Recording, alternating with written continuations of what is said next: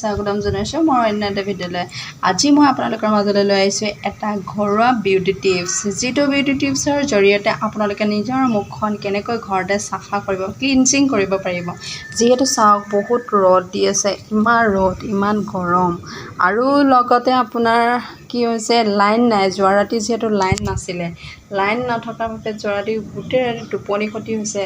সকলোৰে চাগে এনেকুৱাই অৱস্থা হৈছে। যি কি নহওক বাৰু, যিহেতু প্ৰকৃতিৰ কাম হৈছে এইবিলাক, আৰু আমাৰ মানুহবিলাকৰ যিহেতু অত্যাচাৰ বহুত হৈছে প্ৰকৃতিৰ ওপৰত, তো সেইটো কাৰণে এতিয়া যিহেতু বৰুণ দেৱতা মানে প্ৰকৃতিৰ যিটো সেইটো আমি কেতিয়াও ৰোধ কৰিব নোৱাৰোঁ। প্ৰকৃতিয়ে ৰ'দ দিলে, বৰষুণ দিলে সেইটো আমি সহ্য কৰিব লাগিবই।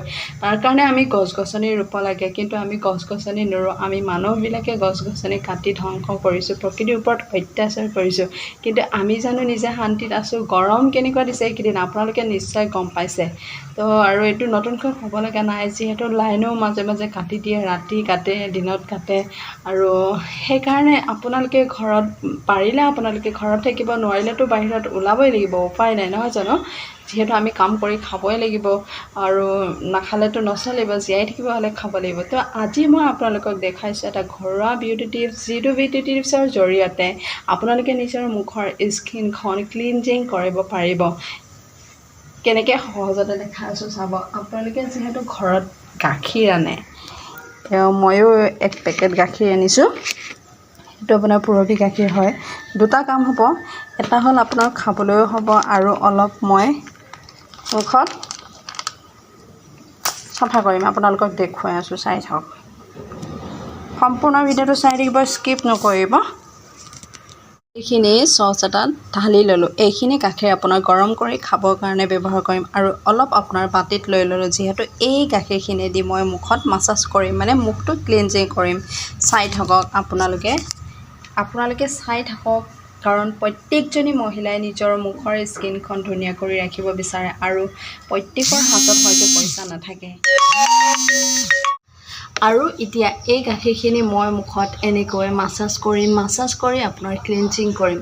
তো আপোনালোকে প্ৰত্যেকজনী মহিলাই পইচা দি আপোনালোকে ক্লিনজিং নিকিনিলেও, আপোনালোকে ঘৰত অনা যিখিনি গাখীৰ, খাবলৈ অনা গাখীৰ, তাৰে অকণমান লৈ আপোনালোকে নিজৰ মুখখনৰ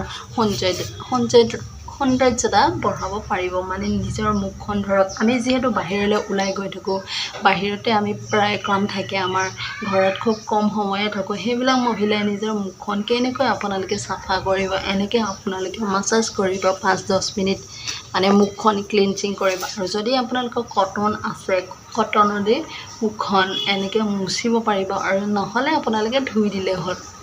মই এনেকৈ চাফা কৰিছোঁ।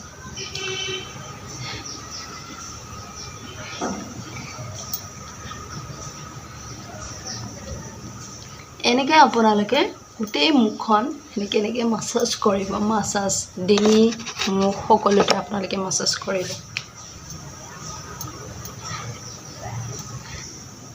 কেঁচা গাখীৰে আমাৰ মুখখন ক্লিনজিং কৰিব পাৰে, হয়তো বহুতে নাজানে। কেঁচা গাখীৰ আৰু দৈও লগাব পাৰে। দৈ আপোনাৰ ক্লিনজিঙৰ কাৰণে নহয়, আপোনালোকে পেক ব্যৱহাৰ কৰিব পাৰে। প্ৰথমতে আমি মুখখন সদায় কেঁচা গাখীৰ দি চাফা কৰি ল'ব লাগে।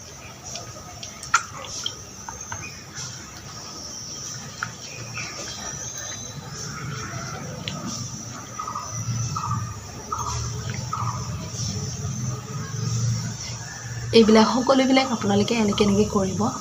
যিহেতু ৰ'দত গৈ থকা হৈছে এইকেইদিন, বহুত ৰ'দ, কাঢ়া ৰ'দ, আৰু মুখৰ স্কিনখন মানে ক'লা পৰি গৈছে, বাৰ্ণৰ নিচিনা পৰি গৈছে। তো অকণমান সময়লৈ আপোনালোকে নিজকো সময় দিয়ক, ঠিক আছে? যিহেতু আমাৰ 12 ঘণ্টা মানে 24 ঘণ্টা আমাৰ মহিলা মানুহবিলাক ব্যস্ত থাকে, ঘৰৰ কাম কৰিব লাগে, বাহিৰৰ কাম কৰিব লাগে, ল'ৰা ছোৱালী চাব লাগে, তাৰ মাজতে অকণমান নিজকো টাইম দিব লাগে।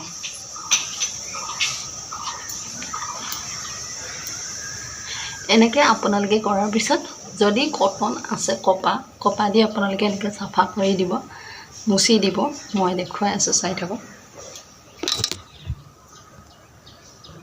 আৰু শেষত মই কপাহেদি নিজৰ মুখখন এনেকৈ চাফা কৰি পেলালোঁ। তো আপোনালোকৰ যদি কটন মানে কপা আছে তেতিয়াহ'লে আপোনালোকে এনেকৈ চাফা কৰিব নহ'লে আপোনালোকে চাওক কেনেকৈ মলি ওলাইছে মুখখন চাওক চাফা হৈছেনে নাই আৰু নহ'লে আপোনালোকে ধুই পেলাব পাৰে আজিৰ ভিডিঅ'টো ইমানেই আছিলে যদি আপোনালোকে মোৰ ভিডিঅ'টো চাই ভাল পালে লাইক কৰিব কমেণ্ট কৰিব শ্বেয়াৰ কৰিব নাপাহৰিব লগতে আপোনালোকে যদি মোৰ নতুন নতুন ভিডিঅ' পাই থাকিব বিচাৰে তেতিয়াহ'লে মোৰ ইউটিউবত গৈ জোনমণি চেতিয়া ব্লগ চেনেলটো আপোনালোকে ছাবস্ক্ৰাইব কৰি দিব ঠিক আছে আজিলৈ ভিডিঅ'টো ইমানেই বাই বাই বন্ধুসকল